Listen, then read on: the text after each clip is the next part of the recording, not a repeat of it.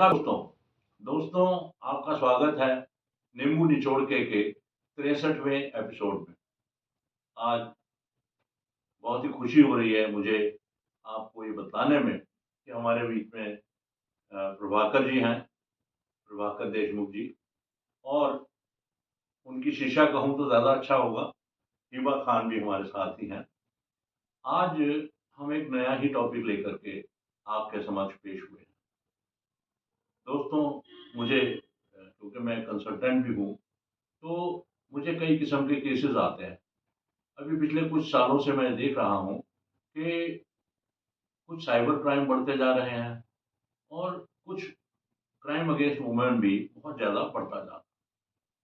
तो मैंने इसकी जड़ तक पहुँचने का बीड़ा उठाया और मैंने अपने विचार में सब चीज़ें ले करके एक ये फैसला किया कि मैं एक एपिसोड गुरुजी के साथ, गुरुजी मैं इसलिए कह रहा हूँ क्योंकि गुरुजी 23 साल से रामलीला कमेटी में जुड़े हुए हैं और प्रतियोगिताएं कराते रहते हैं और हजारों बच्चे इनसे पढ़ करके गए हैं। पढ़ के नहीं, डांस और म्यूजिक सीख कर गए हैं और अभी भी ये उस समाज सेवा के काम में तन मन धन से लगे हुए हैं। इनकी अपनी एक संस्था भी है, उसे भी ये चलाते हैं। तो दोस्तों, बहुत ज्यादा गहन विचार करने के बाद मैं इस फैसले पे पहुंचा हूं कि जो with the period of time, जो हल्के हल्के समय के साथ कुछ बदलाव आया, उस बदलाव में एक नया चेंज हमने देखा कि बच्चे अपने आप को कमरे में बंद कर लेते हैं, फेसबुक देखते हैं, उसमें कहीं ना कहीं गलत लोगों के चक्कर में फंस जाते हैं और अपना जीवन बर्बाद कर लेते हैं। तो मन में आया कि क्यों ना गुरुजी से इस बारे में पूछा जाए, क्यों ना हिबा से पूछा जाए कि भाई आप आखिरकार इससे बाहर निकलने का या इससे बचने का क्या कोई रास्ता हमारे पास है। तो मैं सबसे पहले शुरुआत करूंगा गुरुजी से। गुरुजी, थोड़ा सा अपना एक इंट्रोडक्शन हमारे श्रोताओं और सुनने वालों को और देखने वालों को दे। बहुत बहुत धन्यवाद राजेश जी। इस एपिसोड में आपने मुझे निमंत्रित किया है, तो पूरे पूरे दर्शकों से मैं कहना चाहूँगा कि राजेश जी जो कार्य कर रहे हैं ये समाज के लिए प्रबोधन कार्य है, सबसे बड़ा कार्य है, ताकि इसी एपिसोड के माध्यम से समाज तक पहुँचना, बच्चों तक पहुँचना, ये कार्य इनका चल रहा है।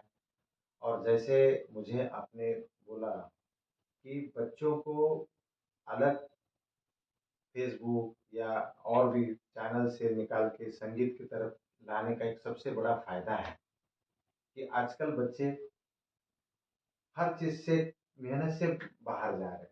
तो एक संगीत एक ऐसी प्रथा है कि जिससे बच्चा अपने आप को प्रेजेंट करना सीखता है, आगे जाना सीखता है और शिक्षा के तौर पर अपने मन पे संतुष्टि रखता है कि मुझे करना क्या है जिंदगी में। म्यूजिक एक ऐसी बहुत बड़ी साधना है कि आज के जमाने में बहुत जरूरी है।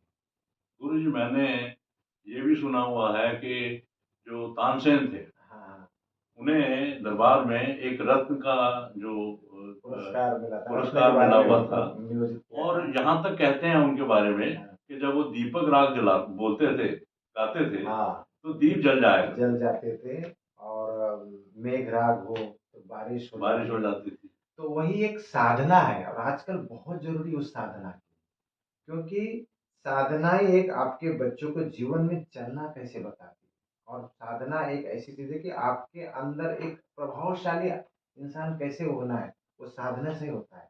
जैसे हम लोग बच्चों को बिठाते हैं, तबला सिखाते हैं, तिरिगड़ तिरिगड़ सिखाते हैं या सारेगामा सिखाते हैं, तो वो सारेगामा सीखने से उद्देश्य होता है कि वो अपने आप को आगे लाने की कोशिश करता है। हमारे म्यूजिक में तीनों विधाएं हैं, आपको बताऊं। अच्छा। साइंस पूरा भरा हुआ है, मेडिकल पूरा भरा हुआ है और सोशियोलॉजी तो है ही है। क्योंकि हम सोशल बच्चों को खाली तबला नहीं सिखाते, उसको हर चीज एंकरिंग करना, बोलना, नियोजन कैसे है, म्यूजिक के बारे में कैसे आगे बढ़ना, ये सारी चीजें मतलब म्यूजिक से अपने आप बच्चे करते हैं। तो आजकल बहुत जरूरी है म्यूजिक के बारे में। मेरी जर्नी जर्नी जो है महाराष्ट्र से शुरू हुई है, संत ज्ञानेश्वर के गुरुकुल से। जहाँ वो गुरुकुल ऐसा था कि बच्चे वहां जाते हैं और कई अमीर लोगों के बच्चे भी जाते हैं, लेकिन वहां भिक्षा मांग के ही रहना होता है। तो 4 साल 5 साल हमने वो भिक्षा मांग के रहे हैं, ताकि वहां पर वो गुरु खत्म हो जाता है कि मैं इस बड़े घर का, मुझे क्या दिक्कत है, क्यों ये करना है। लेकिन गुरु ये समझाता है, नहीं, आपने को वहां से निकल के आना है, पूरे धरती से जुड़ा रहना चाहिए।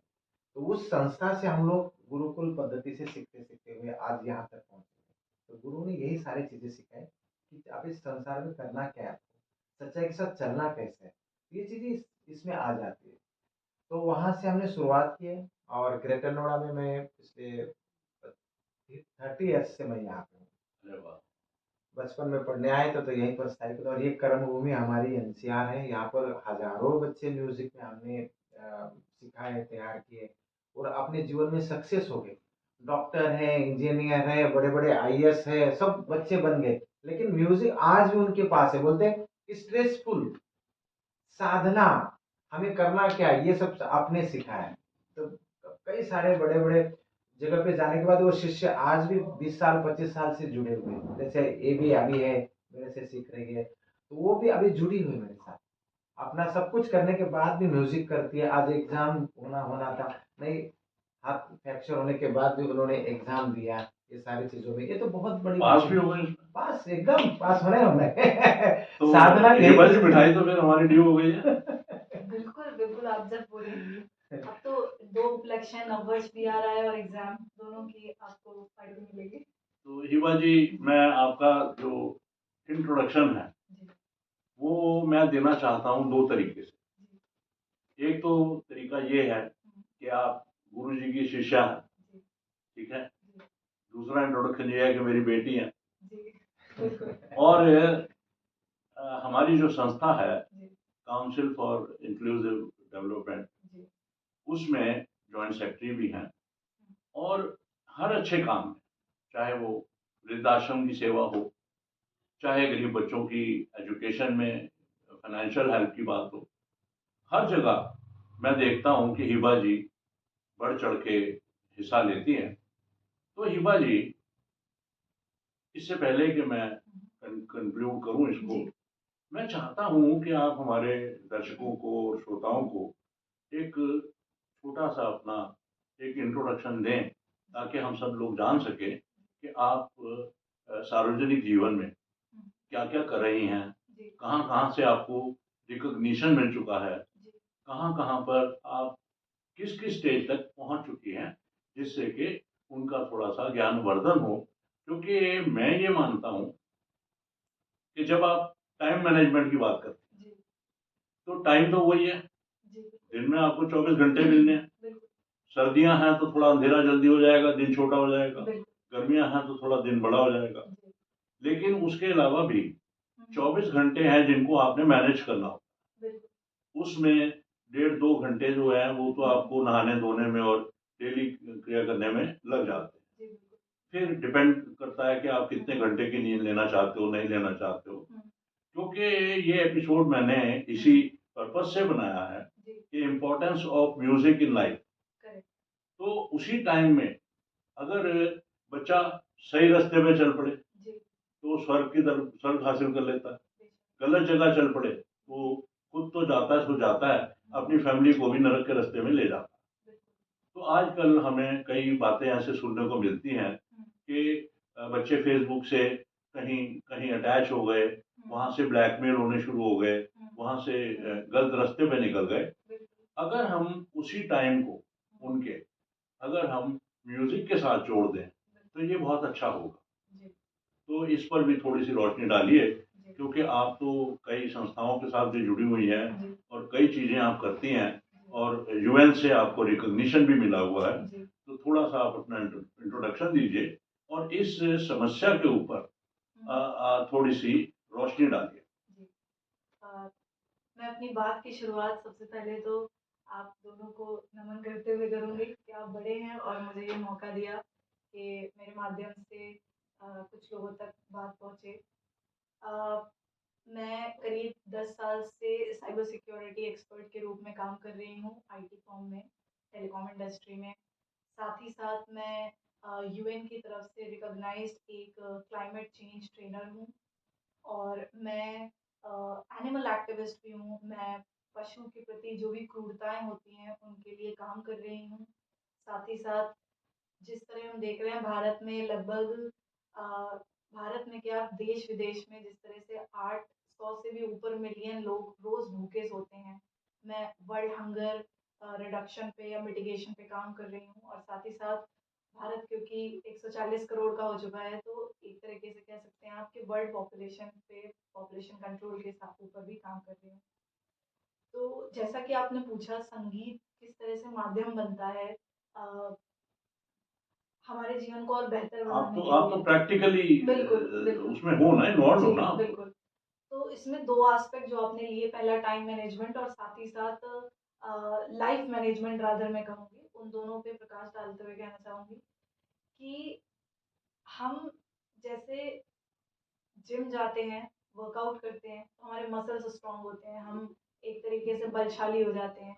पर मन को साधने के लिए, मन को एक दिशा देने के लिए, मन को पकड़ के संतुलन बनाए रखने के लिए म्यूज़िक का बहुत ही बड़ा योगदान है। मैं तो कहूँगी कि अगर एकमात्र योगदान देखा जाए ऊँचे से ऊँचे मेडिटेशन का, तो संगीत एक माध्यम बनता है। साथ ही साथ सोशल मीडिया का जो बहुत ज़्यादा इन्फ्लुएंस है आजकल, रील का ज़माना चल गया है। हम में से अगर बहुत लोग नहीं जानते हैं तो बताना चाहूँगी 20 करोड़ से भी ज़्यादा युवा आज भारत में एंग्जायटी या किसी भी तरह के मेंटल डिसऑर्डर या डिप्रेशन का शिकार हैं। डिप्रेशन। बिल्कुल। और ये डिप्रेशन सबसे ज़्यादा शॉर्ट अटेंशन ऑफ स्पैन की वजह से आता है, जो कि सोशल मीडिया स्क्रॉलिंग एक तरीके से शॉर्ट अटेंशन स्पैन का अड्डा है। मैं आपको इंटरप्ट कर रहा जी, हूँ।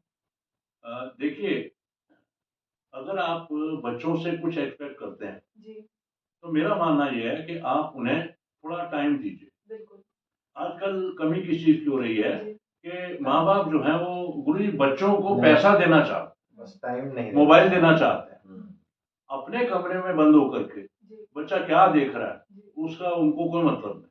बिल्कुल, तो सबसे पहले तो एक अपने अपने बच्चों के सबसे पहले तो आप दोस्त बने। बिल्कुल, दूसरा, देखें फेसबुक, सुने गाने, गाएँ गाने, जो मर्ज़ी करें, कमरा खोल के। बिल्कुल, माहौल बनाना पड़ेगा घर का, परिवार का पहले घर जैसे के होता अंदर था। जिस कमरे में बच्चा बैठा है, उसका रूम लॉक करके नहीं, जी, क्योंकि जहाँ लॉक होगा, हाँ, वहाँ उसको लगेगा कि मुझे आज़ादी मिल गई है, हाँ, बस वही। और वो दुबई भी पहुँच जाएगा, वो इटली भी पहुँच जाएगा, अमेरिका भी पहुँच जाएगा, कनाडा भी पहुँच जाएगा। जी, और कौन कहाँ से क्या शरारत कर रहा है, जी, कौन उसको कैसे उसका ब्रेन वॉश करना चाहता है, जी, वो छोटा बच्चा है, उसको समझ नहीं है। बिल्कुल, और एक बार अगर वो ब्रेन वॉश हो गया, तो उसका कोई मतलब सॉल्यूशन किसी नहीं। भी दिशा जाएगा, हाँ, किसी भी दिशा वो जाएगा। अपने अपना जी, एम भटक के कहीं भी निकल सकता बिल्कुल। है, इसीलिए वो जरूरी है। तो आगे आप कुछ बता रहे थे। हाँ, समय के मैनेजमेंट की जैसे आपने बात कही, तो बहुत आसानी से मैनेज किया जा सकता है। हम अगर एक्सपेरिमेंट करें, लोगों का फ़ोन कभी कलेक्ट करके देखें और उसमें देखें कि उनका क्या स्क्रीन टाइम है। 7 घंटे, 8 घंटे ऐसे एवरेज स्क्रीन टाइम निकलता है। वही 7-8 घंटे संगीत में, खेल में, खेल में वो वाला खेल नहीं कि वीडियो गेम खेल रहे हैं, जो कि मन को और कुंद करता है। मैं स्पोर्ट्स की बात कर रही हूँ। अगर वो स्पोर्ट्स की दिशा जाएँ, अगर वो म्यूज़िक की दिशा जाएँ, अगर वो एक एविड रीडर बने। आजकल लोग पढ़ना नहीं चाहते हैं। किताबों को देखकर उनको ऐसा लगता है कि एलर्जी ज़हर है एलर्जी। उनके लिए। लेकिन किताबें मुझे लगता है उनसे बेहतरीन दोस्त कोई नहीं हो सकता। आपको अगर नींद नहीं आ रही है और आप 1 घंटा स्क्रॉलिंग कर रहे हैं, आपको और नींद नहीं आएगी। पर अगर आप 10 मिनट पढ़ेंगे, आपको बहुत सुकून की नींद आ जाएगी। तो ये एक बहुत बहुत अच्छा सॉल्यूशन है। या आप कुछ नहीं, आप एक क्लासिकल म्यूज़िक लगा दें और अगर आपको नींद की परेशानी है, तो आपको नींद आ जाएगी क्योंकि वो इतना मधुर है, इतना मन को शांत कर देता है, इतना आपको ओवर थिंकिंग को एक तरीके से कह लीजिए मिटिगेट करने में हेल्प करता है। ये ये इसके कह लीजिए साइड इफ़ेक्ट हैं, गुड साइड इफ़ेक्ट हैं। ठीक है? बहुत बहुत जी, तो गुरुजी, मैं जब आप बोल रहे थे कि काफ़ी साल आपने जो है वो अ, आपको समझाया गया कि भाई आपको जो है ये भी करना है, वो भी करना है, ऐसे करना है, वैसे करना है। तो मुझे एक कहानी याद आई। जब कृष्ण महाराज जो हैं, वो द्वारिका में थे, और आपने सुना सुदामा गए उनसे मिलने के लिए, और दिल से नहीं गए थे।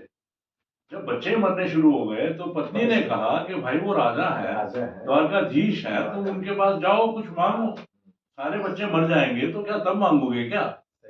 तो वो उनके कहने से चले तो गए। तो अब कृष्ण तो सब जानते थे, वो तो भगवान थे, उनको तो सबका पता था। तो उन्होंने कहा कि सुदामा कुछ ले लो। तो सुदामा कहते नहीं, अभी मैं अगर आपसे कुछ लूंगा तो फिर हम दोनों को एक जन्म और लेना पड़ेगा, वो कर्जा उतारने के लिए। सही कह रहे। लेकिन फिर उसके बाद उनके भवन बने, सारा कुछ सब कुछ हुआ, भगवान ने सब कुछ दे दिया। तो उन्होंने एक शर्त भी रखी। पहली शर्त उनकी वाइफ ने ये रखी कि जितने भी इस गांव में मकान है उन सबको महल बनाओ, तब मेरे महल की बारी आती।